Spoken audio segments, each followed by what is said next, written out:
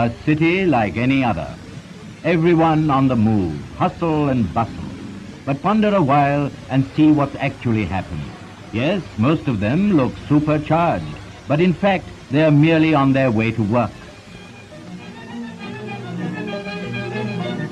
They start the day with a bang, and soon the chairborne army lose themselves in files and books and papers. Exhausting work for the brain, but work that doesn't demand physical exertion. They're at it for 8 hours or more every day. Files, books, papers, discussions and counter-arguments.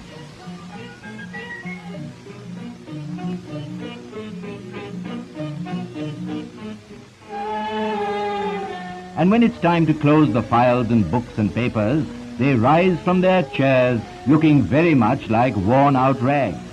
Indeed, a tired, listless army of men and women now undercharged. A sad but true commentary on life in our cities. The office-goer returns. Home, sweet home. He's hardly exercised a muscle, but you'd think he's done nothing else all day long. Weary, worn out, it seems the wrong moment to tell him that what he needs is regular daily exercise. But that's the truth.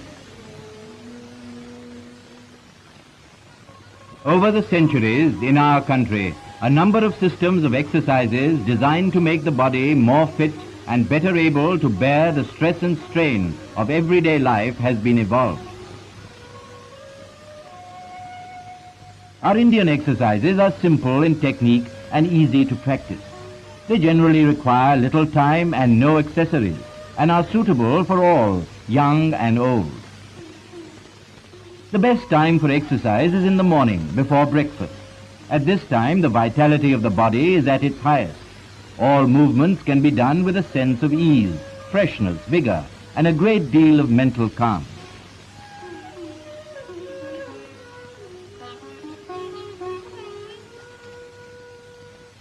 Of course, there is nothing like exercise in the open air. If one is compelled to do it indoors, then the room should be properly ventilated and free from draught.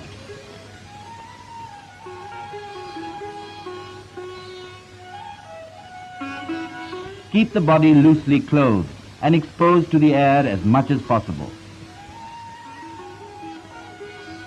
Here are a few exercises and movements which will be useful. Breathing can be the starting point because it purifies the air in your lungs, and this is how it should be done. Nostrils should be closed and opened alternately in quick succession, breathing in and breathing out.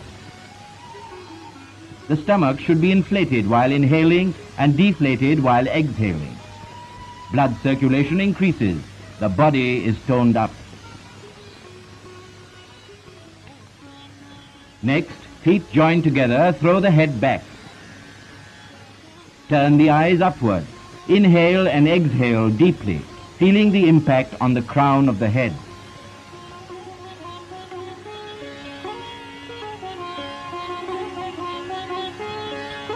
An exercise for the eyes. Standing in the same position, tilt the face upward. Fix your stare at a point between the eyebrows and hold as long as possible.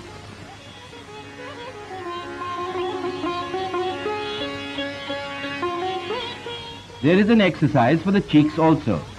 Close your nostrils with your thumbs. Inhale deeply through the mouth. Then tilt your head forward. Blow out the cheeks. Hold the breath as long as possible. Repeat 4 to 5 times.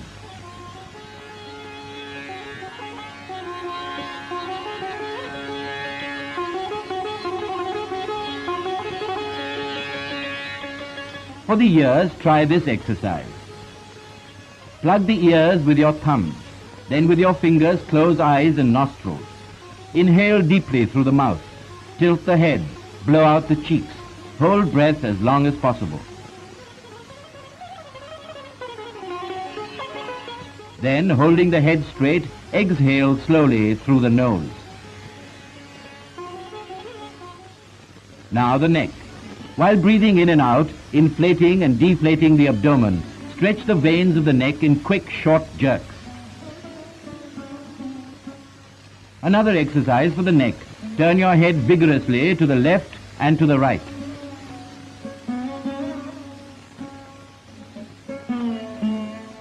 Then a backward and forward motion.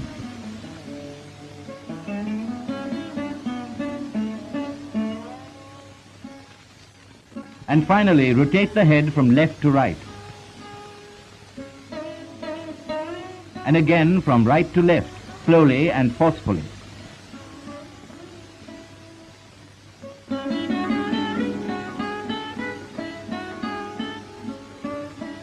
To develop the shoulders, stand erect, arms pressed to the sides, fists closed, inhale through the mouth, blow out the cheeks, tilt head, hold your breath, move shoulders up and down with force.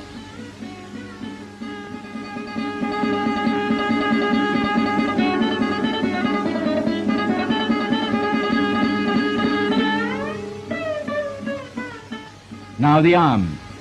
Stand erect, feet together, fists closed. Inhale through the nose, retain breath. Rotate the arms.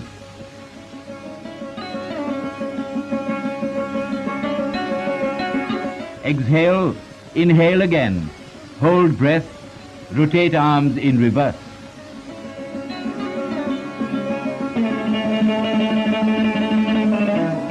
To exercise the wrists, hold arms straight in front.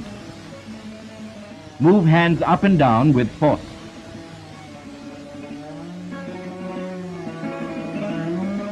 Bend your arms like this, in line with your shoulders. Repeat action with force.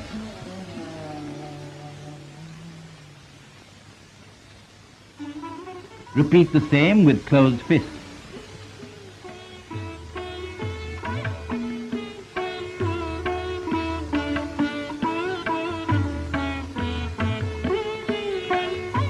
To develop the chest, inhale through the nose. Raise your arms above your head. Bend the upper part of the body backwards and return to normal position, breathing out.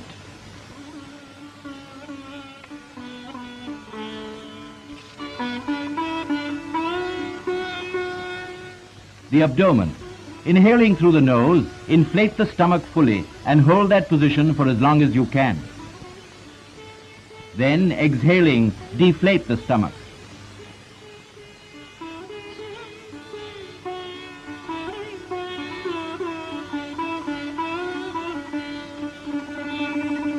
A variation. With your hands on your waist, bend forward. Then inflate and deflate the stomach as fast as you can.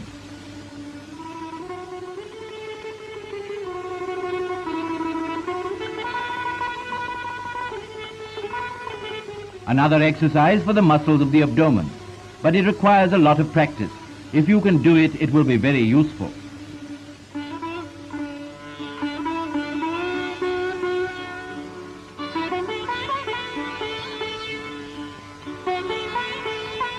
A movement for suppleness and agility. Ladies, pay attention. With the feet joined together and hands held at the back, bend backwards, inhaling through the nose.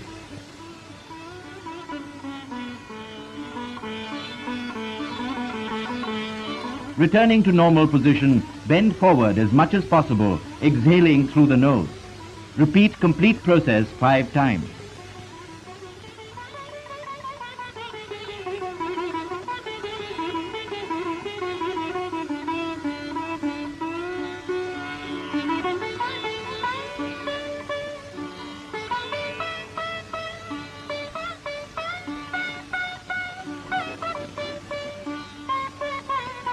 Another variation.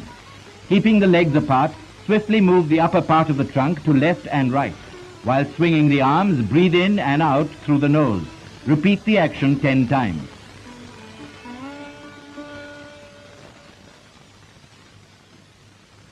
Are special exercises for the calves too.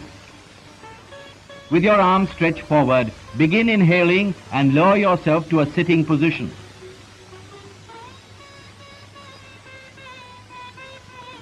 While getting up, swing your arms in a circular fashion. This should be repeated 10 times. And now for the ankles. Stand with your feet together. Raise heels up and down while standing on your toes. Do this, if possible, 25 times.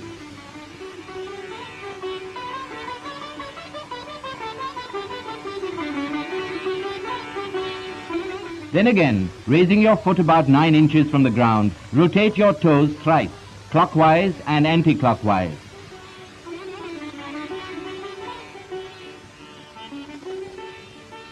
Repeat with the other foot.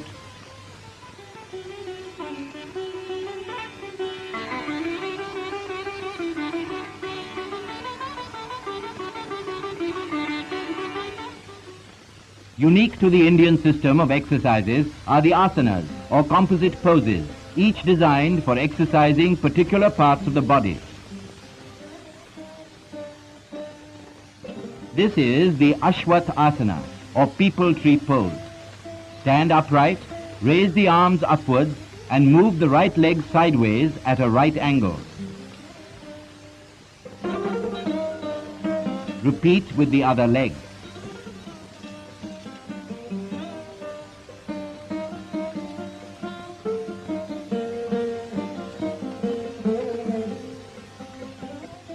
Kona asana, a pose in the form of an angle. Feet spread out, arm raised, bend as far as you can on either side. No part of the body should bend forward or backward.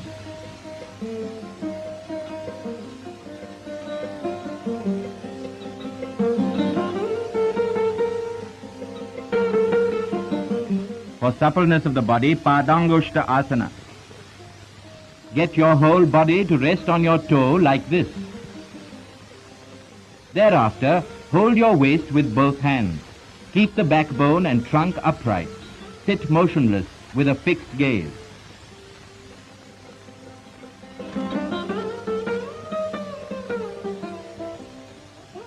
Padmasana, the lotus pose. Watch carefully. Place hands on the lap with palms facing upwards, one above the other.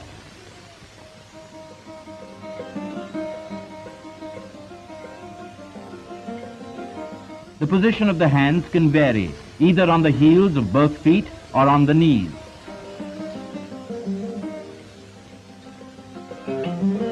The backbone must be kept straight, and both knees must touch the ground.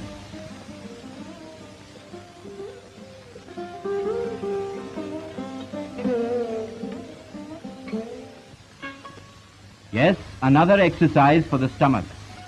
Ardhamatsyendra asana. Yes, it's complicated, but practice makes perfect.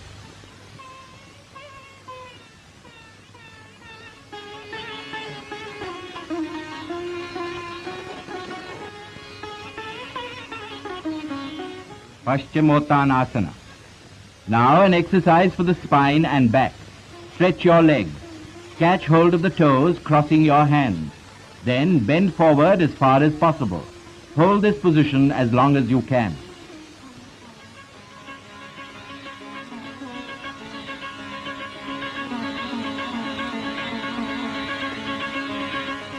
Mayurasana, or the peacock pose. Kneel, keeping 1 cubit distance between the knees. Place your palms on the ground with fingers stretched out, 4 inches apart. Join the elbows together at the navel. Slowly lift the feet from the ground. Stretch the legs, balance the body on the elbows parallel to the ground.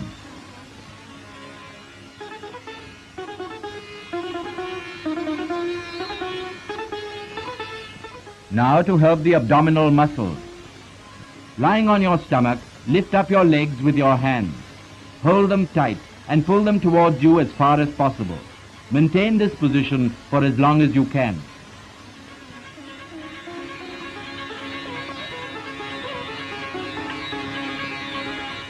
Bhujang asana. While lying on your stomach, place your palms near the chest. Raise the body as much as possible. Bend the head back, looking straight ahead.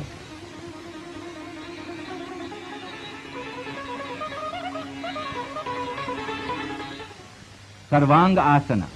And now a pose for exercising the whole body and improving blood circulation.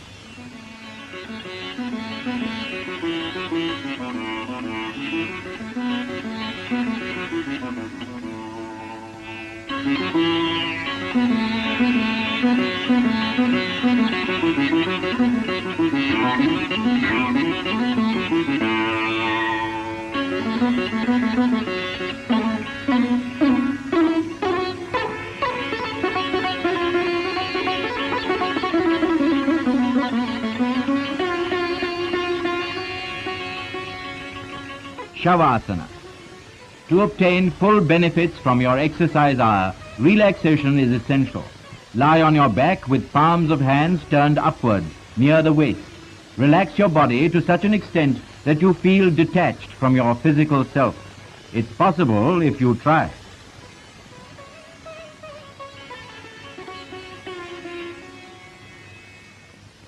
And finally, a pose which helps breathing, pranayama. Close one nostril with your hand, breathing in with the other. Then close both nostrils and tilt the head down, holding this position for as long as possible.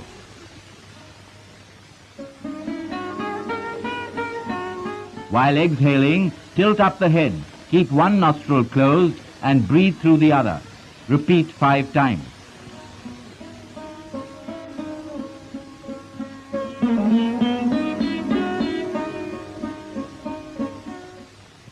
Breathing exercises should generally precede and follow the day's physical training.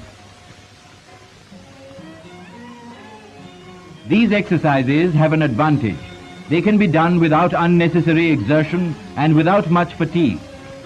However, they should be practiced only by persons in normal health. Otherwise, proper guidance is necessary. For us, living the intense life of the 20th century, health is a vital commodity. And here is a better way to it.